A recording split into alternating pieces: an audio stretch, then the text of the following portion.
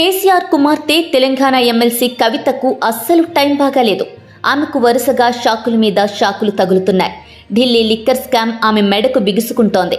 ఇప్పటికే కవితను ఈ కేసులో ఈడీ అరెస్ట్ చేసిన విషయం తెలిసిందే. అయితే తాజాగా ఈ కేసులో కవితను సిబిఐ కూడా కస్టడీకి తీసుకుంది.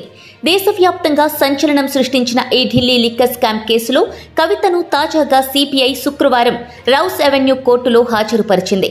అయితే కవితను 5 రోజుల కస్టడీకి సిబిఐ కోరింది. అంతేకాదు కోర్టులో కవితపై సిబిఐ సంచలన ఆరోపణలు చేసింది.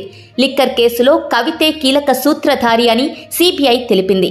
ఆమె విజయ్ నాయర్తో కలిసి పలువురితో లిక్కర్ స్కామ్ స్కెచ్ వేశారని అధికారులు ఆరోపించారు. ఢిల్లీ, హైదరాబాద్లో సమావేశాలు జరిపారని పేర్కొంది. కవిత ఆడిటర్ బుచ్చిబాబు వాంగ్మూలం ప్రకారం ఎమ్మెల్సీ కవిత పాత్ర స్పష్టమవుతోందని కోర్టుకు తెలిపింది సిబిఐ. 100 కోట్ల రూపాయలు సౌత్ గ్రూప్ నుంచి సమీకరించి ఆప్ నేతలకు కవిత అందించారన్నారు.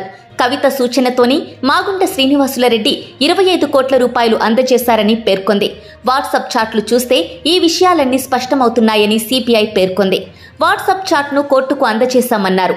బుచ్చిబాబు స్టేట్మెంట్ ప్రకారం కవితకు ఇండో స్పిరిట్ సంస్థలో 33% వాటా ఉందని తెలిపింది.